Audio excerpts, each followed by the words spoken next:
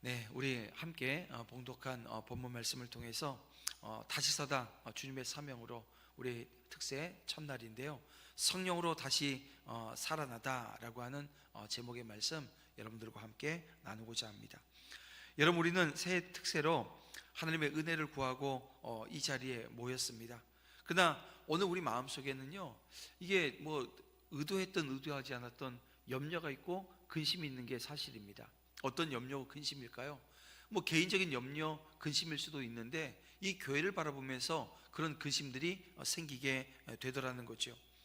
어느 신학자가 오늘날의 이 교회를 향해서 이렇게 묘사를 합니다.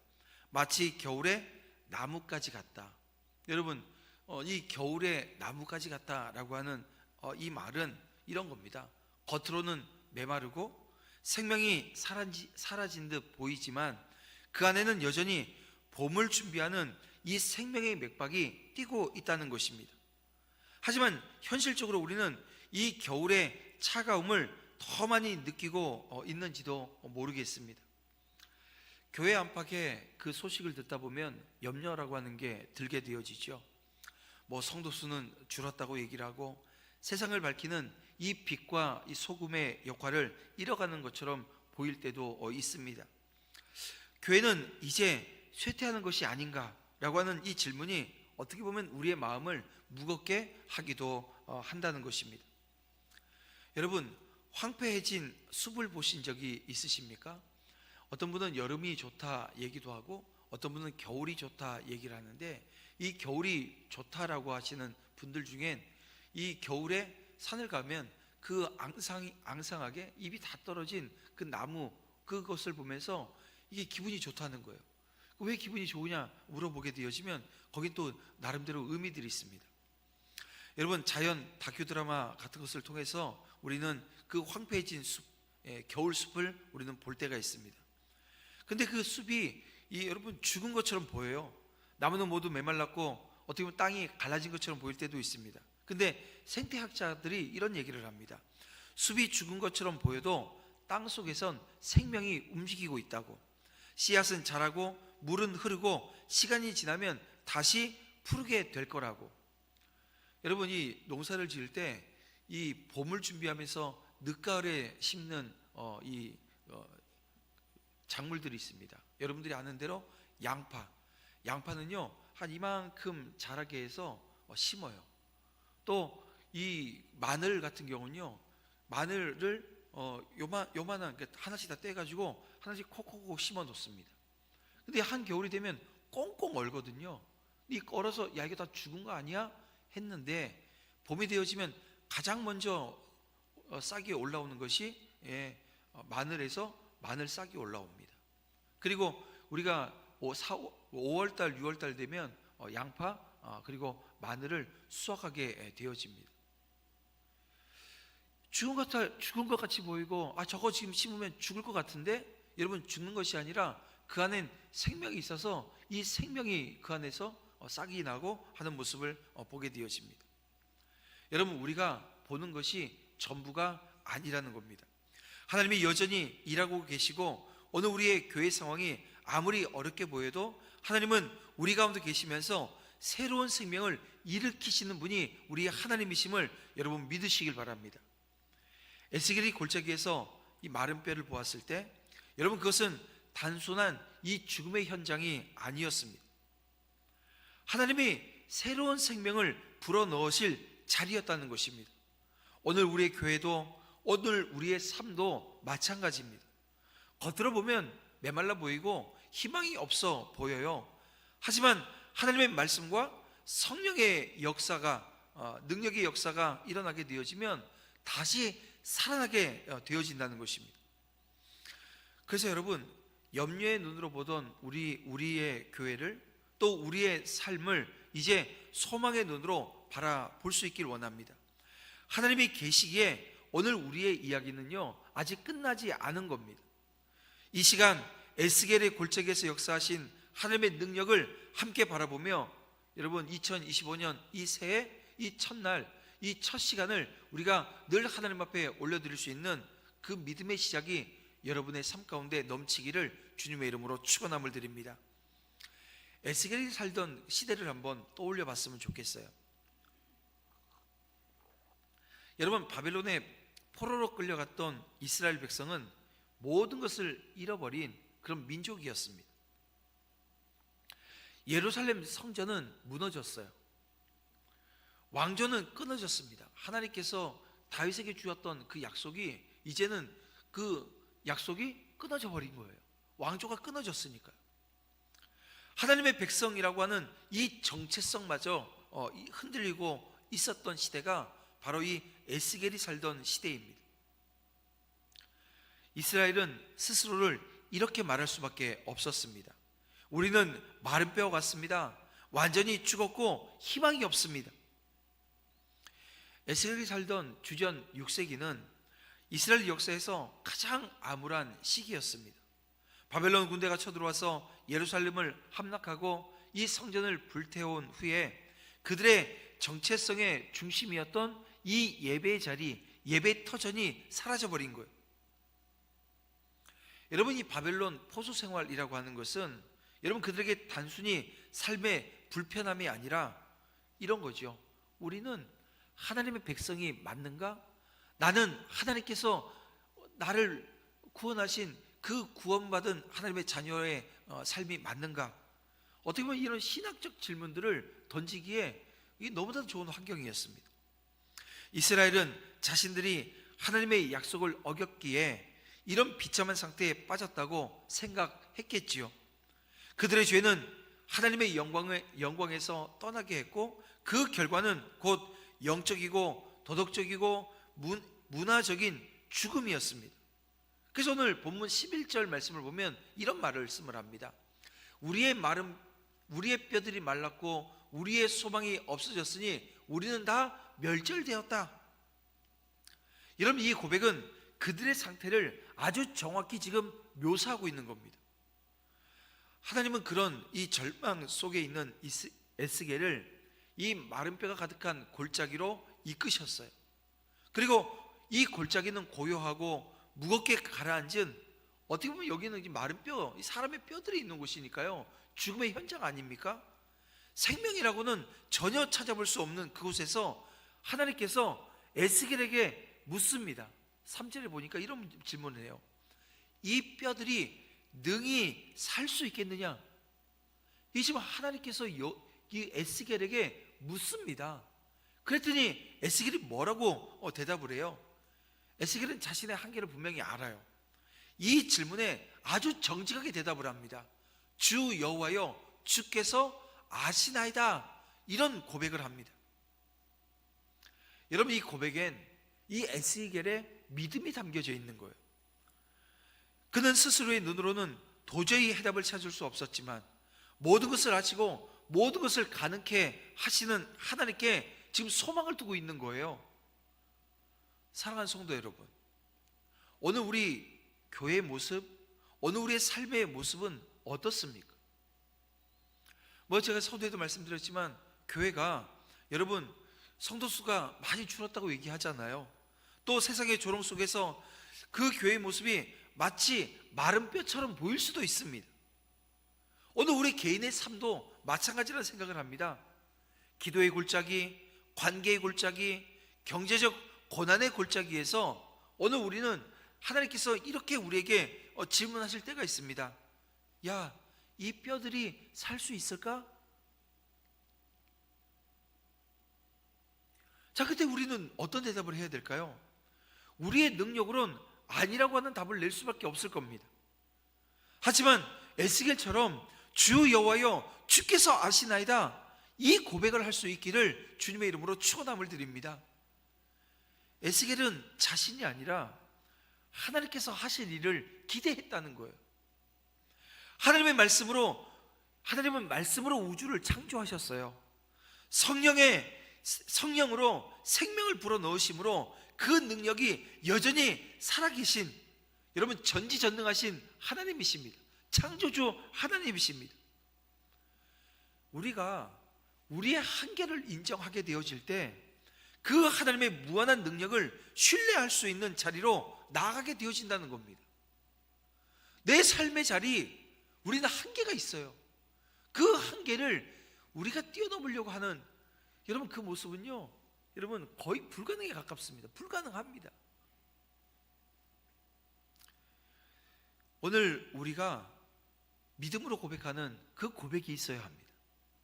하나님이 우리에게 생명을 주십니다. 하나님이 우리를 다시 일으키십니다. 하나님이 우리의 소망이십니다.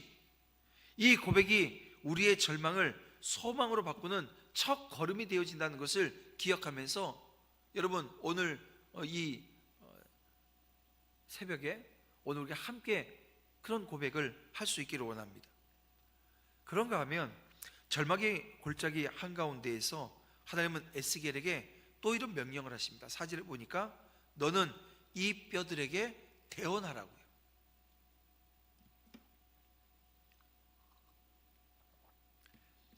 근데 이 명령은 이 단순한 지시가 아니었습니다. 생명이 전혀 없는 마른 뼈들에게 말을 걸라라고 하는 것, 이 지금 대언하라고 하는 게 지금 말 걸라는 거 아닙니까? 쉽게 얘기하면 여러분 생각해 보세요. 사람의 눈으로 보게 되어지면 이것처럼 어리석은 일이 어디 있고 불가능한 일이 어디 있겠습니까? 그러나 여러분 오늘 우리로는 불가능한 것들이 인생 살아나가면서 너무 많은 것들을 경험해요. 근데 하나님이 내가 불가능하다고 하나님이 불가능하신가요? 아니라는 거죠. 하나님에게는 불가능이 없습니다. 하나님의 능력에는, 하나님의 말씀에는 능력이 있습니다. 에스겔은 하나님의 말씀대로 마른 뼈들에게 대언을 했습니다. 그리고 놀라운 일이 일어나게 되어집니다. 7절 말씀에 보니까 내가 대언할 때에 소리가 나고 움직이며 뼈들이 서로 연결되었노라고 우리에게 말씀해 주고 있습니다. 그 뼈들이 서로 이어지더니 힘줄과 살이 덮이고 가죽이 덮였습니다. 여러분 이 죽음의 골짜기가 생명의 현장으로 바뀌는 기적이 시작되어진 겁니다. 그러나 아직 완전한 생명은 아니었습니다. 비록 형태는 갖추었지만 여전히 숨이 없는, 여러분 그래서 하나님께서는 다시 에스겔에게 명령을 해요. 9절에 보니까 너는 생기를 향하여 대언하라. 생기야, 이 죽음을 당한 자에게 불어서 살아나게 하라. 에스겔은 하나님의 말씀대로 생기에게 대언을 했습니다. 그리고 성령의 바람이 불어오자 죽은 자들이 살아나서 큰 군대가, 우리 마지막 10절에 보니까 큰 군대가 되었다, 이런 말씀을 우리에게 줘요. 여러분 이 장면이 단순한 환상이 아니라 하나님의 백성을 향한 구속사적 약속이 담긴 사건입니다. 마른 뼈들은 바벨론 포로로 인해서 희망을 잃고 무너진 그 이스라엘 백성들을 상징하는 것 아닙니까? 하나님은 그들에게 말씀을 주셔요. 또 성령으로 새로운 생명을 주시겠다라고 하는 약속을 다시 한번 주고 계시는 겁니다. 우리가 창세기부터 요한계시록까지 이 책에는 여러분 구속사가 오늘 이렇게 담겨져 있는데 그 구속사 면면에 뭐가 있어요? 하나님 주시는 말씀이 있는데 그 말씀이 다 이렇게 약속의 형태로 우리에게 주어집니다. 여러분 이 새해에 다시 우리는 하나님의 약속을 붙드시길 바랍니다. 우리가 하는 약속은요, 우리가 하는 결단은 오죽하면 며칠 못 가서 3일 작심이라고 얘기를 합니다. 그래서 누가 그러죠? 3일마다 계속해서 결단하고 결단해야 된다고. 여러분 우리가 이 새벽을 깨워 하나님 전에 나온 이유가 무엇입니까? 여러분 여기엔 이 가장 기본적인 한 가지가 담겨져 있습니다. 뭐냐면 나는 할 수 없다는 거예요. 내가 지금 서 있는 이 믿음조차도 그 내 것이 아니라고 하는 것을 고백하며 나아가는 자리가 이 새벽의 자리입니다. 내가 하루를 살아낼 수 있는, 믿음으로 살아낼 수 있는, 말씀으로 살아낼 수 있는 힘이 없다라고 하는 것을 고백하는 자리가 이 새벽의 첫 자리입니다. 내 힘이 아닌, 자격도 없고 능력도 없고, 그런데 하나님께서 나를 붙드시고 인도하시면 내 이 하루의 삶을 살아낼 수 있겠노라고 고백하며 깨우는 이 삶의 자리가 이 새벽 기도라고 저는 생각을 해요. 사랑하는 성도 여러분, 오늘 우리에게 하나님의 능력이 임하게 되어지는 역사 있길 원합니다. 마른 뼈들이 하나님의 말씀과 성령으로 인해서 큰 군대가 되었습니다. 이 큰 군대라고 하는 표현은 단지 숫자가 많음을 말하지 않는 거예요. 그것은 하나님께서 그들을 다시 세우시고 하나님의 거룩한 사명을 위해서 부르셨다라고 하는 의미입니다. 그래서 오늘 이 말씀이 오늘 우리 교회에 주는 메시지가 여러분 상당합니다. 여러분, 하나님은 저와 여러분을 부르시고 이 도남제일교회라고 하는 이 공동체를 이루셨습니다. 주님의 사명으로 다시 서도록 말씀과 성령의 능력으로 큰 군대를 이루도록 우리를 세우셨다는 거예요. 우리가 말씀에 순종하고 성령의 인도하심을 따를 때 우리 교회에도 이런 회복의 역사가 일어납니다. 죽은 자를 살리듯, 죽은 자가 살아나듯 메마른 심령이 소생하고 약해진 교회가 강건해지며 침체된 영적인 현실이 역동적 생명력으로 바뀔 것입니다. 성령의 바람은 단지 마른 뼈에게만 부는 것이 아닙니다. 성령은 어느 우리 자리에도 우리 각자의 삶에도 여러분 불어옵니다. 그 바람이 오늘 우리 교회 또 한국 교회에 불어오기를, 또 오늘 우리의 삶의 자리, 여러분의 가정과 여러분의 일터와 여러분들이 만나는 많은 사람들 이 관계 속에서 불어오기를, 그래서 이 마른 뼈처럼 절망하던 자리에 큰 군대가 일어나는 역사를 경험하기를 주님의 이름으로 축원함을 드립니다. 성령은 생명을 주시는 분이십니다. 새로운 시작이 가능하게 하시는 분이세요. 그래서 여러분, 오늘 우리의 삶의 자리에 문제가 생겼나요? 건강에 문제가 오고 일에 문제가 생기고 관계에 문제가 생기고, 그럴 때 관계의 회복을 위해서 기도하기 전에 먼저 기도해야 될 게 있어요. 뭐예요? 성령의 충만함을 여러분 구하시길 바랍니다. 성령께서 나를 붙드시면 여러분 그 어그러진 모든 것들이 정리정돈되어지고 바로잡히는 은혜가 있습니다. 병중에 회복되어지는 것은요, 여러분 낫게 해주세요. 낫게, 그래도 나아요. 그런데 성령 구하세요. 성령과 동행하는 삶의 자리를 회복해 나가시길 바랍니다.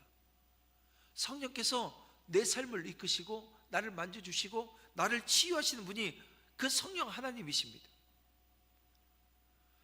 여러분, 새로운 시작을 가능케 하시는 분 성령 하나님이심을 여러분 기억하시길 바랍니다. 우리가 하나님 앞에 서서 말씀을 붙잡고 성령의 인도하심으로 간구합니다. 그리고 이 시대에 마른 뼈 같은 이 교회와 이 세상이 다시 살아나는 기적을 여러분 경험하는 우리 한 해 되어지기를 원합니다. 성령의 바람이 불어오게 되어질 때 오늘 우리의 삶에 생명이 회복되어지고 하나님의 역사가 이루어질 것입니다.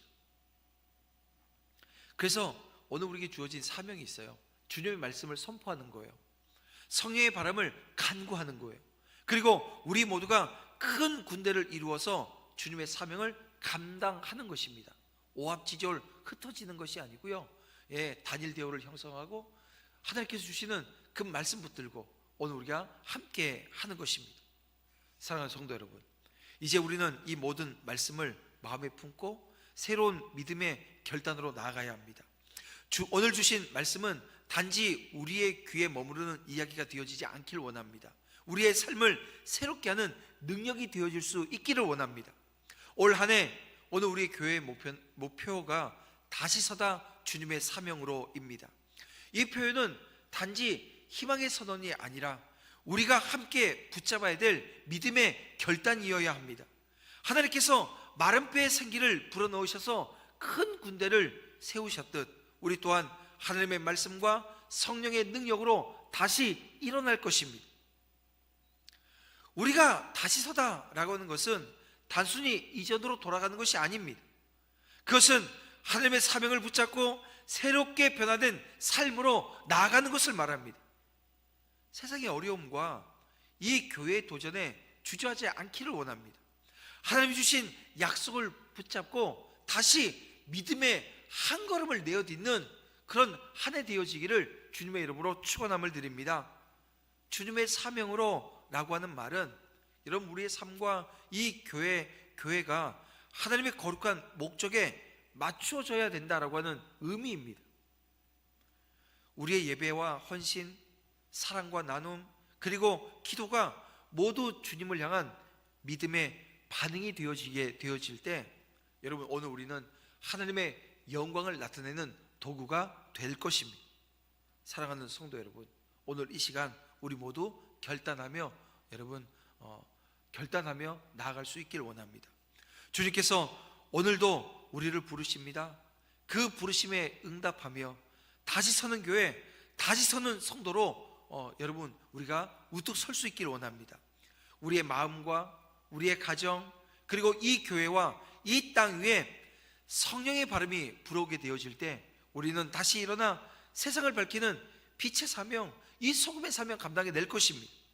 올 한 해 다시 서다 주님의 사명으로 라고 하는 그 믿음의 표를 가슴에 새기고 나아갈 때 주님께서 이미 우리와 함께 하신다는 것을, 우리를 새롭게 하신다는 것을, 주님이 내 손 잡아주시고 믿음으로 그 여정 함께 하게 되어진다라고 하는 그 자리, 그 주님이 동행하시는 그 자리에 여전히 함께 서서 믿음의 한 걸음을 내어딛는 저와 여러분 모두가 되어지시기를 주님의 이름으로 축원함을 드립니다. 우리 함께